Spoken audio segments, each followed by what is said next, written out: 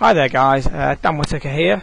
Right, I had a student up with me from Surrey today and we were working on various different aspects of his swing. So I'm going to go through what we're working on his swing, but also briefly touch on the slower motion swing that I've been talking about on Golfworks in the forum there, and how that has been applicable to him making the changes quite quickly. Now, going on first of all about the changes that we started to make in his golf swing, what we can see here is that his setup was a bit all over the place. Upper body was too far towards the target of the dress, essentially creating a high right hip. So we lowered the right hip at address on the right hand side of the screen here, which has neutralised the setup position and got the spine angled away from the target.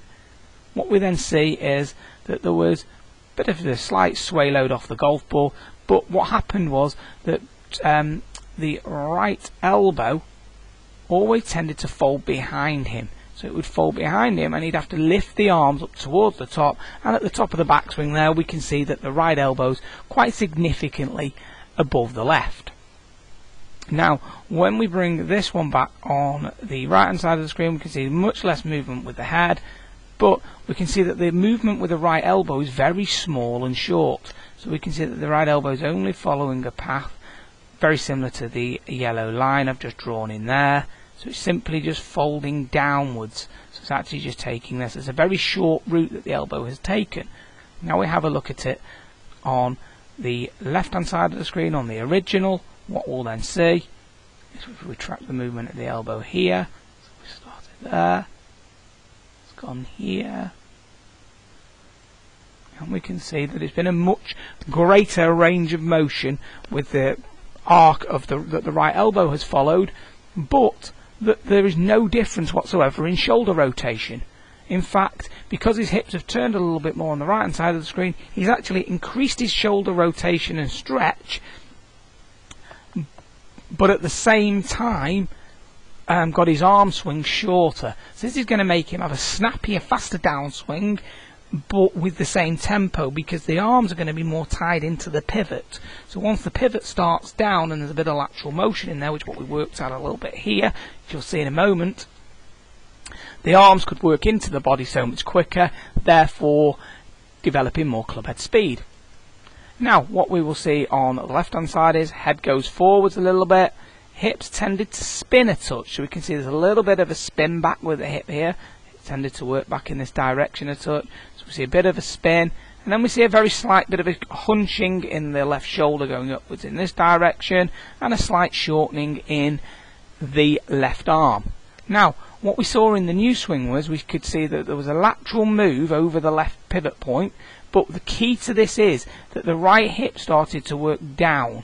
So as the right hip worked down, the right shoulder could work down, and the right elbow could work in towards the right rib cage, whilst the head was staying still. So we can see that left side's clearing away from the centre point of the body, which is the chin. The head's staying very, very still, but at impact we can see that the hips are much further forwards, and he's got greater shaft lean and no shortening in the left arm. Now what we then saw is on the left hand side very narrow, there had to be quite a lot of recovery, whereas we can now see there's hardly any shortening in the left arm, nothing like there was previously. Okay, now if I play these two swings together, okay, from just at their full speed, what we will see is here's the original at full speed,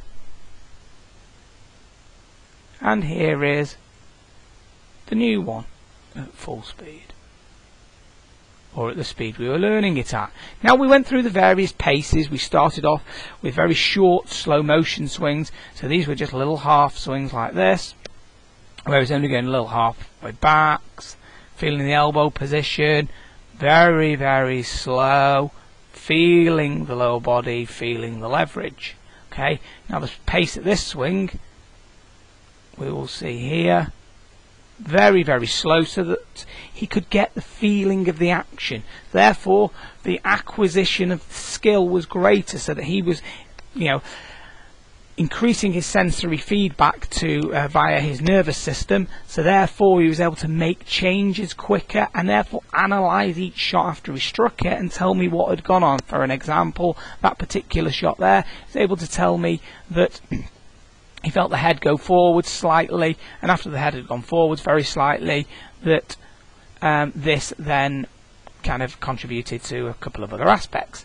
Now, what we will then see on this one is, again, very slow motion, but we will then see a heck of a lot of shaft lean, great through the golf ball, up to a super finish. So very, very slow, but once again, increasing his awareness of where the club is.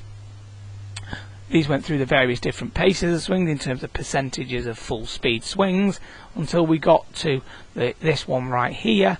And this one was about a 60 to 70% golf swing, but we could see how well everything was moving with him, and the body was controlling the arms, which is controlling the club. So the inside was most definitely controlling the outer. Now, this was done. These changes were made in an hour and 45 minutes, so we can see that the changes can happen pretty quickly once you start to get the feel for the changes and what you're trying to achieve. Okay, obviously the key is getting down to understand what the nuts and bolts of the swing changes have got to be for you personally. So it's a case of getting that right elbow to fold down more here for Gareth, and then starting to get a bit of lateral movement so that he could get the arms in, so then he had some space to get some width with the arms through the ball, naturally with the pivot and the arms all tied into one another. So therefore the pivot controlled the arms, which controlled the club, and got rid of the shortening through the ball. So we achieved all of these changes, making the swing very slow and therefore increasing the awareness. Now obviously he's got to go away now and practice and work on the laddering process from the slow to the quicker, and then go back to the slower if he ever loses the feeling at the slightly quicker pace.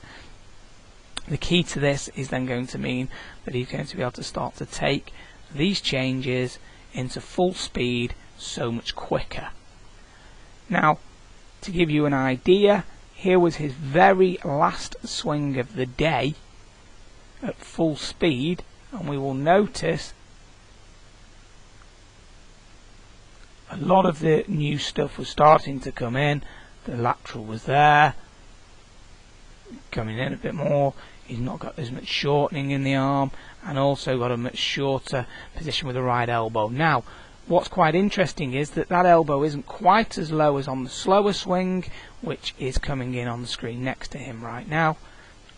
Okay, and that's only because at that full speed he's just not got quite the awareness level yet, but that will come. But that elbow position is already vastly different and much better to his first golf swing, which is right there. It's already a lot lower, it's just halfway between the two.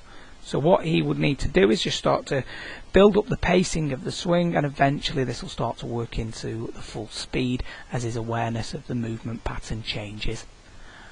Overall, I think he made some great changes there, and I hope you enjoy the video. If you'd like to get in touch with me, please do on email at dan@danwhitakergolf.com, or visit my website danwhitakergolf.com.